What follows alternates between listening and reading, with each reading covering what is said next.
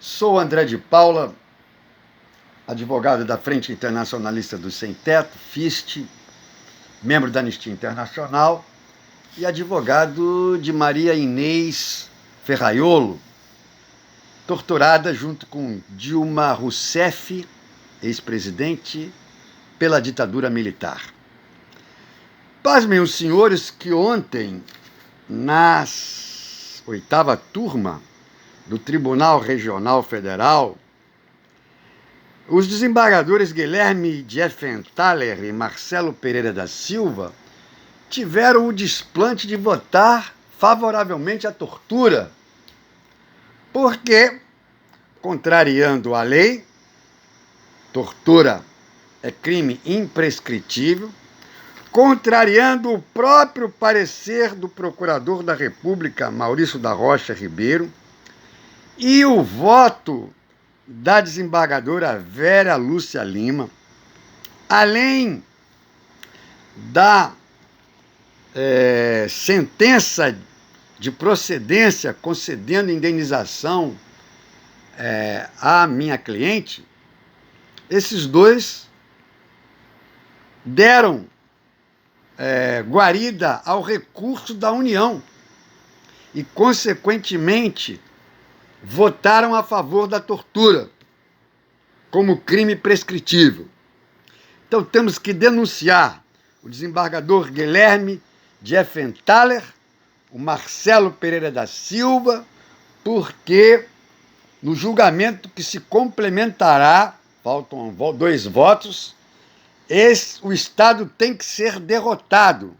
para que nunca mais volte a acontecer a tortura, a barbárie, que o presidente Bolsonaro quer reavivar, quer voltar a este período que foi o que mais matou, o que mais torturou, o que mais censurou, eliminando inclusive a vida de 8.500 indígenas. Para que o Estado seja punido, é preciso que o recurso da União vá para a lata do lixo e minha cliente seja indenizada por questão de justiça. O Estado tem que ser punido para que não volte a acontecer o que aconteceu à minha cliente, Maria Inês, presa e torturada, e que hoje, para que essa nódoa na nossa história não volte a acontecer, embora esta seja a vontade do psicopata que está na presidência da República, que deseja que volte a esse período tenebroso, que matou, que torturou, que sumiu, e só de indígenas foram 8.500 pessoas, 8.500 aborígenes eliminados. Insurge-se as alegações da apelante, que pleiteia a reforma da sentença proferida pelo nobre julgador, alegando prescrição, não cabimento de indenização por danos morais, divergência no termo da inicial dos juros de mora, negativa da correção monetária pelo IPCA-E, razões essas que não legitimam a pretensão de reforma pela apelante, pelo que não merece prosperar de maneira nenhuma, como se demonstrará. Inexistência de prescrição. Para sustentar suas razões, pretende se aplique ao caso o dispositivo 1º decreto de 20.910 de 32, transcrevendo 526, o único acordo que encontrou no sentido de suas pretensões do Tribunal Regional Federal da 5ª Região, prolatado no período inicial de sedimentação, 23 de 12 de 2003, da jurisprudência pelos nossos tribunais superiores. Entretanto, prevalece na jurisprudência pátria a imprescritibilidade da pretensão indenizatória, calcada em afronta aos direitos básicos da pessoa humana, como a proteção de sua dignidade, lesada pela tortura e prisão por delito de opinião durante o regime militar. Nesse sentido, a jurisprudência das nossas cortes superiores, como proclamado no RESP, citado aí, de relatoria do ministro Herman Benjamin,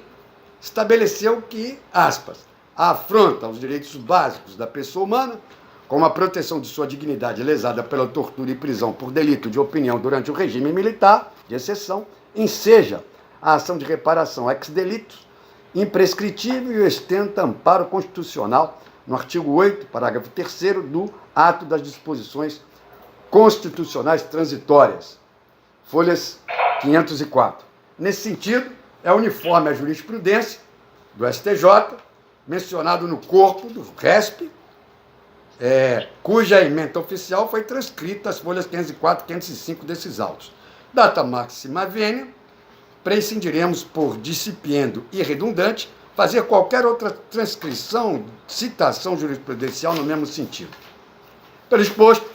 a declaração de inexistência da prescrição se faz imperiosa, em consequência, o improvimento da pretensão absurda da apelante para todos os fins de direito. Cabimento de indenização por danos morais. A respeito do mistério, pretende a apelante a aplicação ao caso dos autos do comando da Lei 10.559/02 como forma de impedir a indenização por danos morais. Como não poderia deixar de ser, a pretensão da apelante de aplicar ao caso dos autos as disposições legais do artigo 1º da Lei 10.559/2002. Entretanto, essa lei não contempla a questão da indenização por danos morais, apenas trazendo menção à questão da reparação econômica, como foi decidido pelo TRF2, relator desembargador federal Zé Antônio Lisboa Neiva, 7ª turma especializada, página 211 e 212, transcrita às folhas 503. Veja-se que em toda a longa argumentação da apelante a respeito da matéria, não há sequer uma citação jurisprudencial a seu favor, enquanto que, em sentido contrário, é abundante, é vastíssima, pelo que a pretensão da apelante deverá ser improvida in toto, reformando a sentença para adequá-la aos termos do primeiro artigo 11 da Lei 9.140, ou seja, expectativa de vida em 2008, 82,4 anos. Idade da autora em novembro de 1970, 20 anos. Período sobre o qual incidirá a indenização do parágrafo 1º do artigo 11 da Lei 9.140/95, 61,6 anos. Valor da indenização em 2001, R$3.000 vezes 61 vezes 62 anos, R$184.800. Juros de mora e correção monetária. O deciso recorrido estabeleceu de forma clara e cristalina e nos estritos limites da norma cogente os termos de início da incidência dos juros e da correção monetária sobre a indenização dos danos morais concedidos. No mais, a especificação dos índices e taxas aplicáveis somente deverão ocorrer na fase de execução, que não é o caso em questão, consoante definido pelo egrégio STJ no RESP 1.633.723/Rio Grande do Sul, publicado em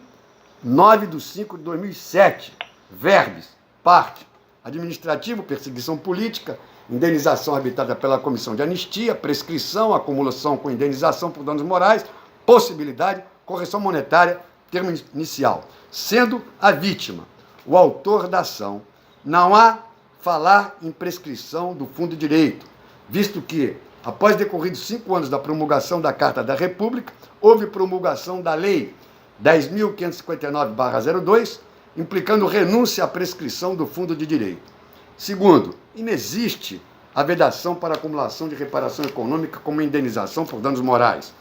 Mesmo tendo conquistado na via administrativa, o que não é o caso da nossa cliente,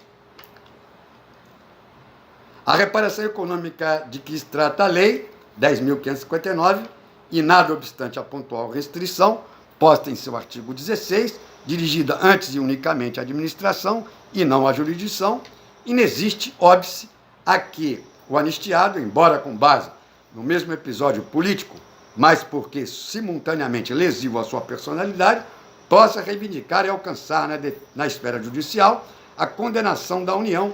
também a compensação pecuniária por danos morais.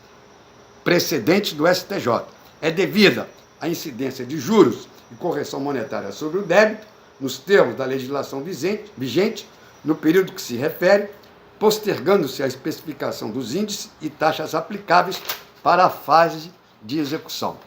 Quanto à indenização por danos morais, o termo inicial da correção monetária é data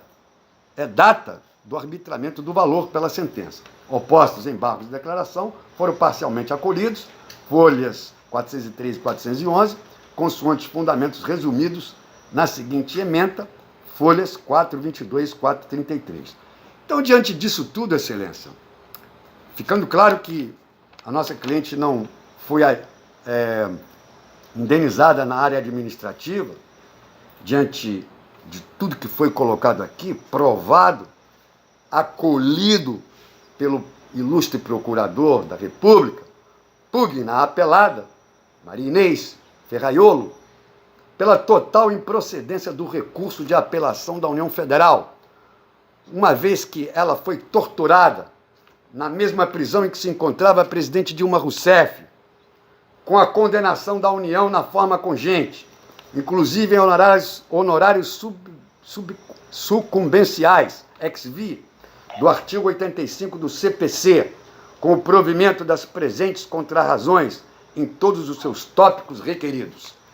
É justiça, Excelências. O Estado tem que ser punido para que nunca volte aqui a prosperar a barbárie, o arbítrio, que agora, lamentavelmente, querem ressurgir das cinzas para tornar o país o neofascismo, porque, na verdade, Excelências, estamos vivendo o neofascismo. É pior do que o fascismo tradicional, porque o fascismo tradicional era genocida. Esse fascismo que estamos vivendo é genocida e entreguista, quer dizer, chega a ser pior. Que se faça a justiça, eu tenho certeza que Vossas Excelências o farão.